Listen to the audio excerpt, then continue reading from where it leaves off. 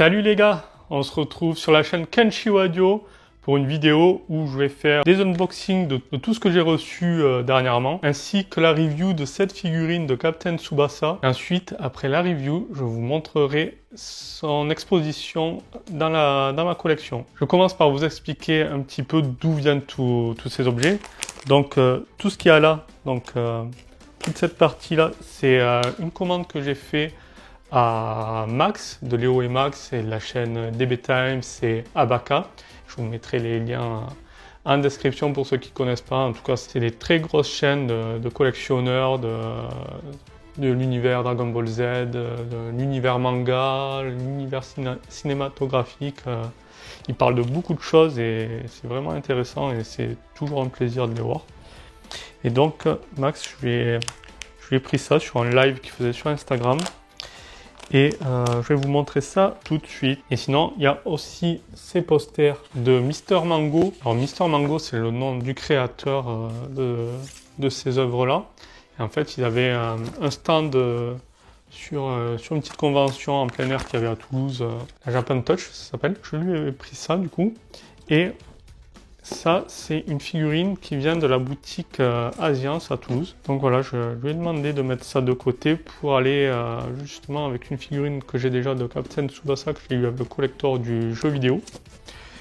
Et j'ai hâte d'ouvrir ça pour voir comment ça rend avec l'autre figurine. Que je vous montrerai de toute façon les deux figurines ensemble tout à l'heure, à la fois sur la review et à la fois sur ma collection. Donc je commence par tout ce qui est les petits goodies de chez Max. Donc là, il s'agit d'un verre d'Ichiban Kuji. C'est l'Ichiban de History of Zoro. Donc là, on peut voir par exemple les deux figurines qui sont ensemble, là, de Zoro et Mihawk. C'est la même Ichiban en fait. Voilà pour la petite anecdote. Et donc là, je vais l'ouvrir et c'est donc un verre sur Zoro.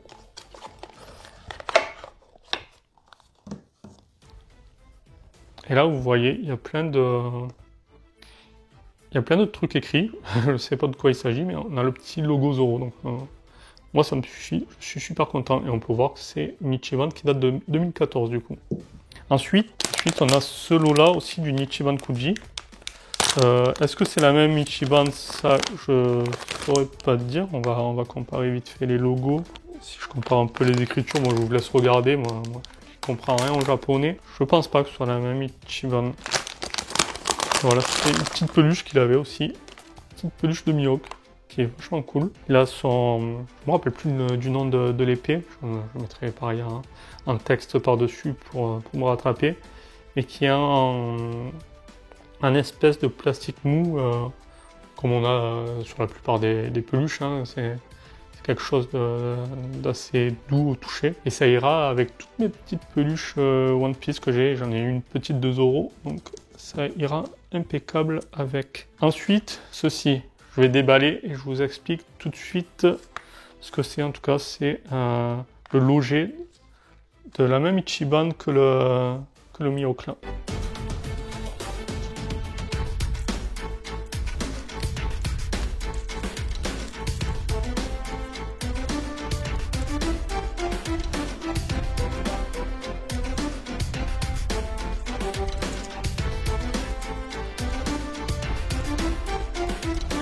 Et donc voilà, c'est déballé. Bon, j'ai un peu galéré à déballer sans abîmer l'emballage.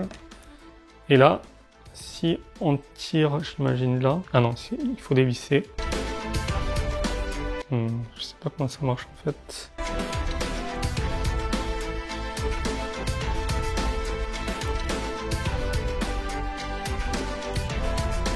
Bon, je suis pas doué. Voilà comment ça se présente en fait. Donc, vous voyez, il s'agit d'un petit stylo qui se retrouve donc sur la lame. Et ça fait office de capuchon du stylo du coup. Je savais que c'était un stylo, donc c'est pour ça que j'ai essayé de chercher par où ça devenait un stylo en fait. Et je savais pas du tout que ça se présentait comme ça et c'est super sympa. Hop. Bon, je l'amènerai pas partout, évidemment. Voilà, ça fera très bien sur mon bureau, donc on peut voir. Si je trouve une surface sur laquelle écrire, j'ai un petit bout de carton. Voilà, ben c'est un stylo, hein, ça écrit. pas de surprise. Voilà, et maintenant on passe à la suite. Il ne reste plus que les 3 Shikishi de Max du coup maintenant. Et donc on va déballer ça ensemble.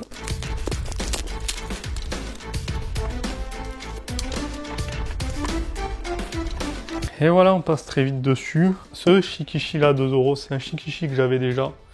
En fait, je l'avais commandé pour l'offrir à un ami. Et du coup, comme son anniversaire est arrivé assez vite, et je lui ai offert le mien et je récupère celui-là du coup. Donc je le connaissais déjà, je vous laisse le voir. Ensuite, il y a celui-ci que j'ai demandé à Max, qui est vachement sympa avec tout l'équipage dans le film Stampede du coup, qui ira avec mes figurines Stampede, donc ça c'est top. Et ensuite, celui-là que ma compagne voulait avec les petits sabots Luffy et Ace, partageant la coupe de saké de la fraternité. Et donc, maintenant, on va passer à une petite présentation des 3 posters que je vous ai déjà montré tout à l'heure de toute façon, mais on va passer dessus vite fait et je vais vous expliquer un petit peu pourquoi j'ai pris ces posters là. Alors déjà pour commencer, ce sont des posters faits par Mister Mango comme je vous disais tout à l'heure, et c'est un artiste chez qui j'ai déjà pris 2 posters que j'ai déjà montré dans ma vidéo collection. Donc j'ai un poster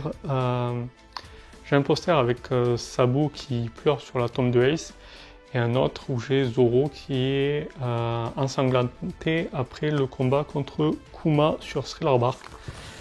Et là, du coup, je lui ai pris un nouveau poster qu'ils ont réalisé avec Zoro en tenue de Wano Kuni qui se retrouve face à Kaido. Bon, on sait très bien que c'est quelque chose qui n'arrive pas parce que dans cette tenue-là, il n'y a aucune chance qu'il croise Kaido en face à face par rapport au récit de l'histoire. Donc c'est vraiment purement du fan art, fan service, tout ce qu'on peut dire avec le préfixe fan en fait, c'est vraiment pour les fans. Donc rien d'officiel, mais en tout cas c'est super classe, bravo à eux. Ensuite, c'est pas du One Piece les 2 autres, mais c'est des licences et des personnages que j'aime beaucoup dans ces licences. Donc là on a Hisoka de Hunter x Hunter, qui est pour moi le méchant le plus charismatique de tous les univers confondus, tous les mangas confondus. Donc quand j'ai vu ça, je me suis dit il me le faut. Et donc ça ce sont des formats A3 il me semble pour le coup. Et ils font des formats encore plus grands, c'est ce que j'avais déjà pris la dernière fois. Là j'ai pris des petits formats pour pas trop être encombré au niveau de ma collection. Et maintenant on a la petite Satsumaki de One Punch Man, et pour lequel j'aimerais tellement avoir une belle figurine, et pour le coup il n'en existe pas qui me satisfasse actuellement. Et on peut voir du coup en fond quelques petits personnages phares de la licence avec Saitama, Genos, le petit garçon que Saitama a sauvé au tout début. Je ne me souviens plus de son nom et je ne sais pas si on en voit d'autres. Je pense que c'est tout. Et avec leurs traits qui leur correspondent bien, que j'aime beaucoup. Ça je vous montrerai pas dans ma collection parce que j'ai pas encore acheté les cadres pour aller avec. Donc ça sera, vous les verrez sans doute dans une future vidéo où je remontrerai toute ma collection une fois qu'elle aura changé considérablement. Et pour l'heure, elles vont rester de côté le temps que je trouve des cadres qui vont bien. Et maintenant, passons à l'unboxing de Captain Tsubasa. Je vous parlerai de la boîte pendant la review, ça sera plus facile.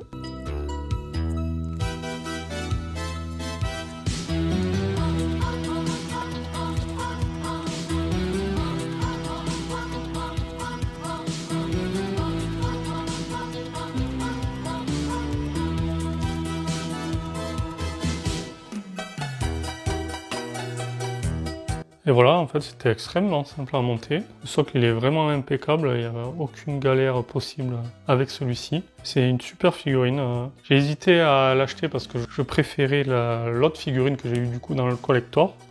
Mais en fait, j'ai vu quelqu'un poster une photo avec les 2 figurines.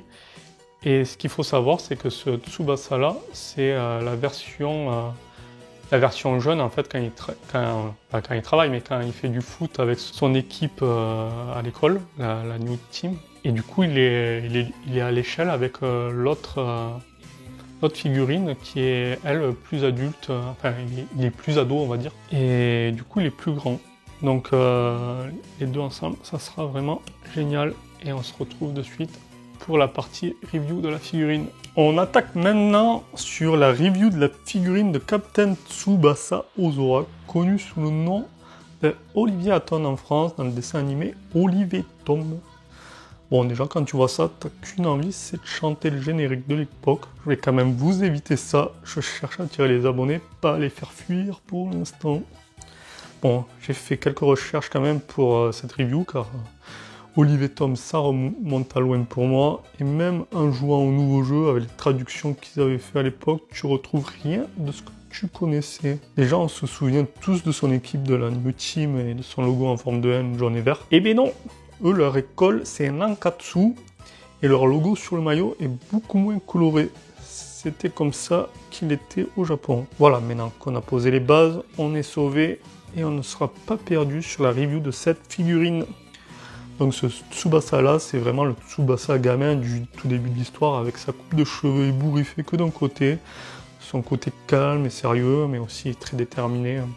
On retrouve tout ça sans problème sur cette figurine où il serre le poing et où il se tient droit comme un piquet. Avant de parler de la figurine, je vais parler vite fait de la boîte. Elle est vraiment originale car en fait on a le terrain et les gradins qui font tout le tour en mode infini, comme dans le dessin animé, où le terrain faisait le tour de la Terre entière. Bon, sinon, on voit la figurine sous tous ses angles, classique quoi. La figurine est extrêmement bien réalisée. J'ai été agréablement surpris de voir les crampons sous ses chaussures. La figurine en main est massive, c'est de la qualité, c'est assez clair. La peau fait un peu lisse, mais je note quand même l'effort de l'ombrage sur les doigts, c'est déjà ça. Pan Presto ne le fait pas toujours cet effort, donc on va s'en satisfaire. Par contre, pour le reste, cheveux et tenue, c'est du parfait. Les bords des chaussettes sont bien épais, les pliures nickel, les lacets, le motif sur les chaussures, le logo bien net, aucune bavure sur les motifs, les ombrages, le numéro derrière, c'est vraiment du très bon. Le socle est un peu gros comparé à d'autres figurines de la gamme, mais par contre, il est très facile à mettre. Bon ou mauvais point, je ne saurais pas dire de suite, on y reviendra. Maintenant, si on compare avec d'autres figurines, j'ai pris donc deux figurines, celle de Tsubasa, un peu plus âgée, et la Luffy. Luffy? Bah ouais, Luffy, car c'est la même gamme de figurines, une Granista, et on verra donc comment ça se passe ailleurs, notamment côté One Piece. Je vais commencer par les deux Tsubasa, alors c'est vraiment terrible, les deux ensemble, car elles sont à l'échelle. Franchement, j'y croyais pas avant de voir ça en photo de la part d'un autre collectionneur. Et quand j'ai vu ça, j'ai foncé direct chez Asiance et je l'ai acheté. Ensuite, je vais revenir sur les socles car pour le coup, c'est la bonne occasion. Vous pouvez paraître gros au premier abord et pas trop discret, mais quand tu vois les deux à côté et que leurs socles sont de la couleur de leur maillot respectif, c'est vraiment énormissime. Ça va trop bien une fois exposé. Maintenant, si on compare cette Grandista à celle de One Piece, globalement, on n'est pas perdu. On regrette juste qu'il n'y ait pas plusieurs accessoires comme certains de One Piece, mais on s'en remettra.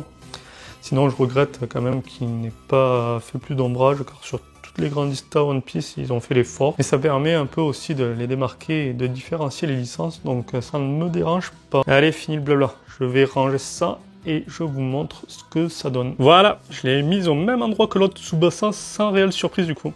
Et comme vous pouvez le voir, je les ai mises dos à dos. C'était vraiment mon intention de départ qui m'a d'ailleurs été soufflée par un ami. Et punaise, c'est encore mieux que ce que j'espérais. C'est l'idéal pour le côté nostalgie et évolution du personnage et en plus on voit les deux numéros 10 à l'arrière. C'est un régal à voir et je suis extrêmement satisfait.